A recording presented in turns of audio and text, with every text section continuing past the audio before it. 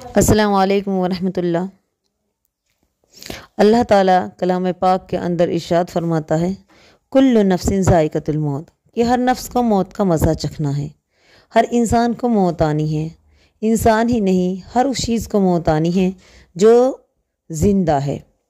تو اس حقیقت سے کوئی انکار نہیں کر سکتا، اور آج کی تاریخ میں اگر اس حقیقت کو دیکھا جائے تو کوئی بھی دن ہماری نظروں سے ایسا نہیں گزرتا جس دن ہم لوگوں کے موت کی خبر نہ سنیں۔ کتنے نوجوان ہماری آنکھوں سے اوجھل ہو گئے، کتنے ضعیف ہماری آنکھوں سے چلے گئے، کتنے بچے ہماری آنکھوں کے سامنے اللہ کے پیارے ہو گئے۔ تو اقترب للناس حسابہم وہم فی غفلۃ معرضون، موت کی چکی تیزی کے ساتھ چلنے لگی ہے اور انسان غفلت میں پڑا ہوا ہے، قیامت قریب آ رہی ہے۔ ہمیں اپنے رب کو راضی کرنا چاہیے اور اپنے زیادہ سفر تیار رکھنا چاہیے۔ پتہ نہیں کب ہماری زندگی کی شام ہو جائے اور کب یہ سورج ہماری زندگی کا آخری سورج بن جائے۔ سچ ہے، سفر درپیش ہے غافل تجھے اس دار فانی سے، سفر درپیش ہے غافل تجھے اس دار فانی سے، لگا دل کو نہ دنیا سے نہ عیش کامرانی سے، چلے گا کام کب تک زور سے زر سے جوانی سے، چلے گا کام کب تک زور سے جر سے جوانی سے، کنارہ ایک دن کرنا پڑے گا زندگانی سے۔ حقیقت میں جگہ دنیا نہیں ہے دل لگانے کی، حقیقت میں جگہ دنیا نہیں ہے دل لگانے کی، وفا کرتی نہیں یہ بے وفا سارے زمانے کی۔ معزز سامعین کرام، موت ایک اٹل حقیقت ہے جس سے کسی کو انکار نہیں۔ یہ قانون الہی ہے جس نے نہ انبیاء نہ اولیاء نہ شاہو نہ گدا کسی کو بھی چھوڑا۔ موت ہر زندہ پر آنی ہے، بڑے پر بھی اور چھوٹے پر بھی، مرد پر بھی اور عورت پر بھی، نیک پر بھی اور برے پر بھی، مالدار پر بھی اور غریب پر بھی۔ اور جس پہ یہ موت آ جاتی ہے وہ نہ تو خود اس سے بچ سکتا ہے اور نہ اس کے ارد گرد بیٹھے ہوئے لوگ، اس کے رشتہ دار، اس کے ورثہ اس کو بچا سکتے ہیں۔ الغرض کسی کو بھی اس سے چھٹکارا نہیں ہے، کوئی طاقتور ہو تب بھی، کوئی کمزور ہو تب بھی، ہر حال میں ہمیں اپنی موت کا ذائقہ چکھنا ہے۔ اللہ پاک نے اسی لیے تو اپنی مقدس کتاب میں دو ٹوک فیصلہ سنا دیا ہے، کل نفس ذائقۃ الموت، ہر جاندار کو موت کا ذائقہ چکھنا ہے۔ اگر اس دنیا میں کسی کے لیے بقا ہوتی تو وہ فاطمہ کے بابا سرکار دو عالم تاجدار مدینہ محمد صلی اللہ علیہ وسلم کے لیے ہوتی، لیکن وہ بھی موت کے آغوش میں سو گئے، تو پھر ہم کون ہیں اور ہم کیا ہیں؟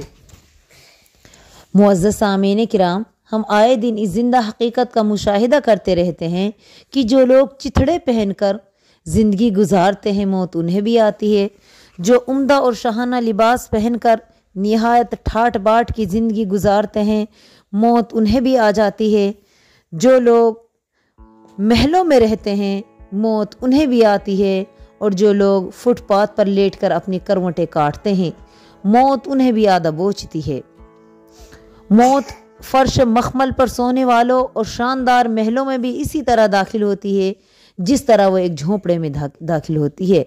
جو لوگ اپنے خرچ کے لیے یا جو لوگ اپنے علاج کے خرچ کے لیے چند سکے بھی خرچ کرنے کی طاقت نہیں رکھتے موت انہیں بھی آتی ہے، اور جو لوگ اپنی صحت اور شفا حاصل کرنے کے لیے تجوریاں کا منہ کھول دیتے ہیں، لاکھوں کروڑوں روپیوں کو پانی کی طرح بہا دیتے ہیں، موت سے انہیں بھی چھٹکارا نہیں ملتا۔ ہوائی جہاز کے مسافر پر بھی موت اسی طرح قابو پاتی ہے جس طرح ایک پیدل چلنے والے پر، اور عالیشان محلوں میں بھی اسی طرح وہ فاتحانہ داخل ہوتی ہے جس طرح ایک معمولی جھونپڑے میں۔ جب انسان کا وقت مقررہ آ جاتا ہے، یعنی اس کی موت کا ٹائم آ جاتا ہے، تو نہ تو اس کو اس کی دولت بچا سکتی، نہ اس کی فوج۔ موت نہ مقیم کو دیکھتی ہے نہ مسافر کو، موت انسان کو ہر حال میں آ کے پہنچ جاتی ہے۔ سچ ہے، آ جاتی ہے موت وہاں جہاں گھر نہیں ہوتا، آ جاتی ہے موت وہاں جہاں گھر نہیں ہوتا، بہتوں کو تو کفن بھی میسر نہیں ہوتا۔ اللہ تعالیٰ فرماتا ہے وَمَا تَدْرِ نَفْسٌ بِأَيِّ أَرْضٍ تَمُوتُ، اور کسی بھی متنفس کو پتہ نہیں کب اور کہاں مرے گا۔ گویا کہ موت کی مقررہ گھڑی اس کے مقام سے کوئی واقف نہیں ہو سکتا، یہ بالکلیہ طور پر اللہ ہی کے علم و اختیار میں ہے۔ پتہ ہے آپ کو، لاکھوں لوگوں کے قاتل ہٹلر کو بھی اس بات کا علم نہیں تھا کہ ایک دن اسے اپنی محبوبہ سمیت خودکشی کرنی پڑے گی۔ قارون جو دنیا میں سب سے بڑے خزانوں کا مالک تھا، وہ یہ نہیں جانتا تھا کہ ایک دن وہ اپنے خزانہ سمیت زمین میں دھسا دیا جائے گا۔ فرعون کو اس بات کا قطعاً علم نہ تھا کہ ایک دن وہ موسیٰ اور اس کی قوم کو ڈبونے کے بجائے خود ہی دریا میں غرق ہو جائے گا۔ شداد جس نے جنت و جہنم بنوائیں اور خدائی کا دعویٰ کیا، اسے کیا معلوم تھا کہ وہ اپنی جنت و جہنم دیکھے بغیر ہی دنیا سے رخصت ہو جائے گا۔ تو موت کے بارے میں کسی کو کچھ پتہ نہیں، کب کہاں کس حال میں کیسے آ جائے۔ آگاہ اپنی موت سے کوئی بشر نہیں، آگاہ اپنی موت سے کوئی بشر نہیں، سامان 100 برس کا پل کی خبر نہیں۔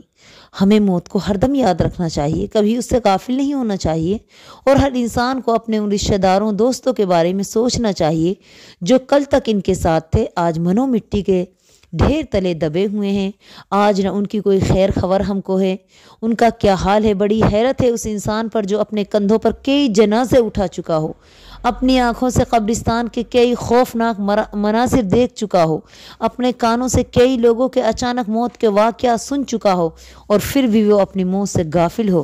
سچ ہے، کتنے ہرے چمن کو اجاڑے ہوئے ہے موت، کتنے ہرے چمن کو اجاڑے ہوئے ہے موت، کتنی حسین شکلیں بگاڑے ہوئے ہے موت، تدبیر ان کے دفع پہ چلتی نہیں ہے، تدبیر ان کے دفع پہ چلتی نہیں ہے، آ جاتی ہے جب یہ موت تو ٹلتی نہیں ہے۔ اسی لیے تو رسول اللہ صلی اللہ علیہ وسلم نے ارشاد فرمایا تھا، اکثروا ذکر حازم اللذات، لذتوں کو ختم کر دینے والی چیز یعنی موت کو زیادہ سے زیادہ یاد کیا کرو۔ اور رسول اللہ صلی اللہ علیہ وسلم نے یہ بھی ارشاد فرمایا، ہوشیار اور دانش مند ہے وہ جو موت کو زیادہ یاد رکھتا ہے اور اس کے لیے زیادہ سے زیادہ تیاری کرتا ہے۔ پتہ ہے آپ کو، جب ایک مردے کو قبر میں ڈالا جاتا ہے تو گویا دیکھنے والوں کو اس بات کا احساس دلایا جاتا ہے کہ یہ شخص بھی ہماری ہی طرح ہنستا بولتا تھا، کھاتا پیتا تھا، سوتا جاگتا تھا اور بال بچوں کے بیچ میں رہتا سہتا تھا۔ کل یہ اپنے بیوی بچوں، دوست احباب، عزیز و اقارب، پڑوسیوں میں تھا، لیکن آج یہ ان تمام کو چھوڑ کر جا رہا ہے۔ آج اس کے ساتھ صرف اس کا وہی سرمایہ جا رہا ہے جو اس نے اپنی آخرت کے لیے جمع کیا ہے، بقیہ تمام چیزوں نے اس کا ساتھ چھوڑ دیا۔ سچ کہا تھا اکبر الہ آبادی نے، کہا احباب نے یہ دفن کے وقت، کہا احباب نے یہ دفن کے وقت کہ ہم کیا قبر کے احوال جانیں، لحد تک آپ کی تعظیم کر دی، اب آگے آپ کے اعمال جانیں۔